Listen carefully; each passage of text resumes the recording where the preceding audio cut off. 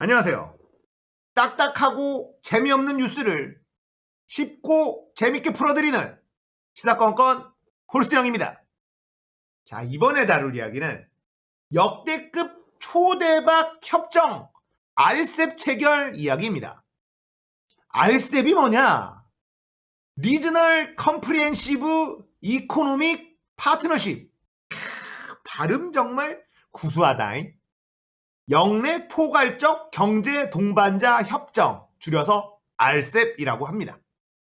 이 RCEP에는 동남아 국가 10개, 그리고 한국, 중국, 일본, 호주, 뉴질랜드 이렇게 15개의 나라가 자유무역 협정을 한 거다라고 이해하시면 돼요.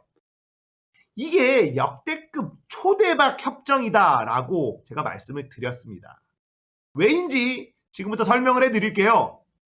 자, 이 RCEP은 10년 전부터 협상이 진행이 됐습니다. 그런데 계속 지지부진했어요. 왜냐? 서로 주도권을 뺏기고 싶지 않았기 때문에 뚝딱 하고 진행이 되지 않았습니다. 한미 FTA나 이런 것처럼 1대1의 협상이 아닌 15개 나라가 고루 만족할 만한 안이 나와야 되기 때문에 이게 10년 동안 질질질 끌렸던 거예요. 또 10년 동안 제대로 협상이 되지 않았던 이유는 중국과 일본이 서로 자기들이 주도권을 가지고 싶었던 것도 이유라고 합니다. 그런데 결국 이번에 협상이 이루어졌거든요. 중국이 원하던 안도 날아갔습니다. 일본이 원하던 안도 날아갔고요. 결국은 동남아, 이 아세안이 주도했던 안이 체결이 된 겁니다. 이걸로 확정이 된 거예요. 그래서 이게 우리한테 대박이라는 겁니다. 문재인 정부 들어서 신남방 정책, 동남아 쪽으로 눈을 많이 돌렸고 동남아 시장에 공을 많이 들이고 있죠. 베트남 같은 경우에는 굉장히 투자가 많이 이루어져서 베트남 전체 GDP를 한국이 꽤 큰 비중을 차지하고 있다라는 뉴스도 많이 들어보셨을 겁니다. 삼성이 특히나 대규모로 진출해 있는 나라가 베트남입니다. 최근 들어서 베트남이 이상한 양아치 같은 짓을 좀 해서 베트남에서 인도네시아나 다른 나라로 또 조금씩 눈길을 돌리고 있다. 이런 뉴스도 들어보신 적 있을 거예요. 자, 이 RCEP이 한국에게는 매우 유리하고 일본한테는 이게 굉장히 껄쩍지근합니다. 왜 그런지 설명해 드리겠습니다. 바로 대아시안 동남아 수출 때문이거든요. 동남아시아는요, 일본이 예전부터 진출을 해서 완전히 장악하고 있는 그런 시장이에요.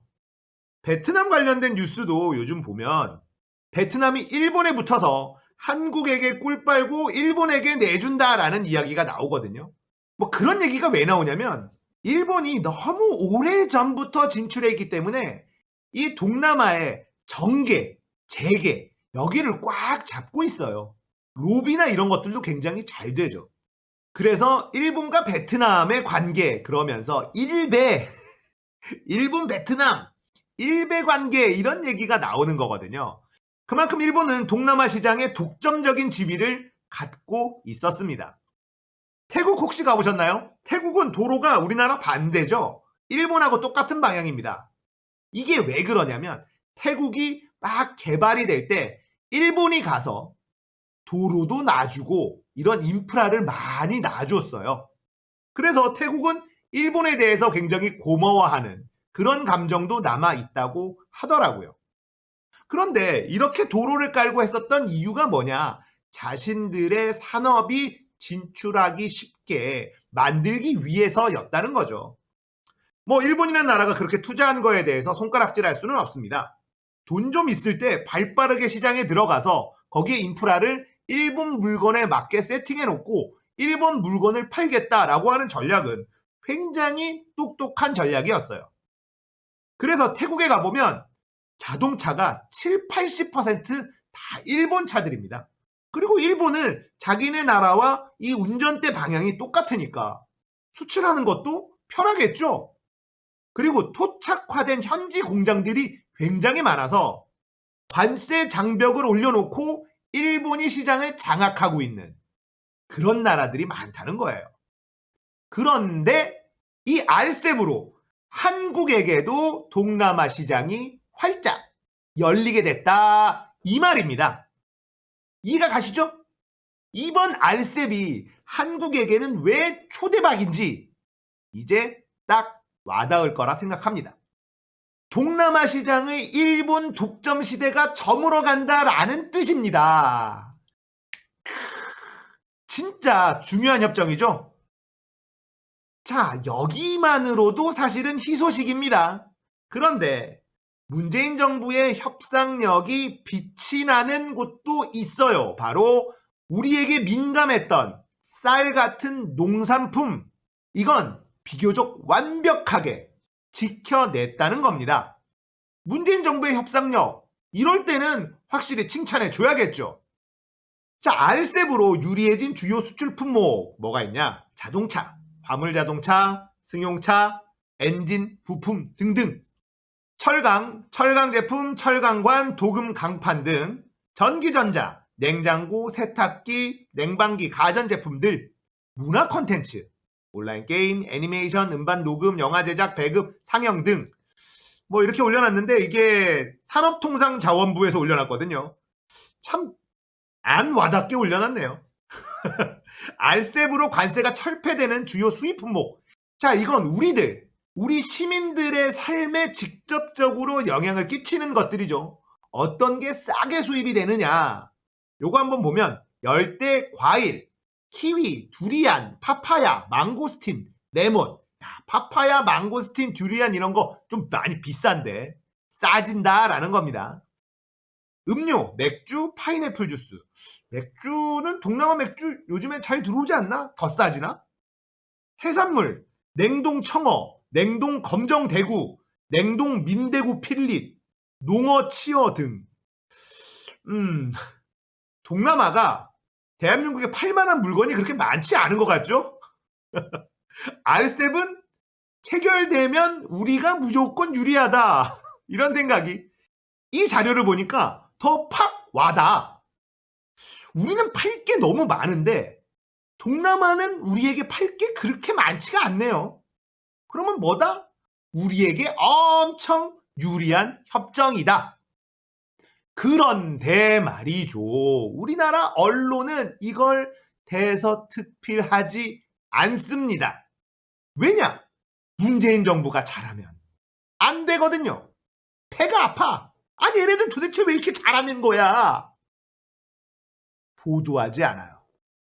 자, 보도를 하는데 어떤 식으로 보도를 하냐?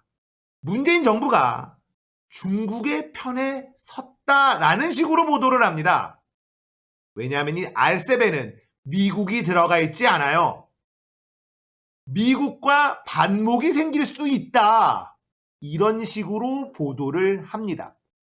바이든이 대통령이 된다면 미국은 TPP에 가입을 하게 될 수도 있을 텐데 그때 가서 어떡할 거냐? 이런 식으로 뒤틀어 버립니다. 나쁜 놈들이죠. 이명박 박근혜 때 그때는 말이죠.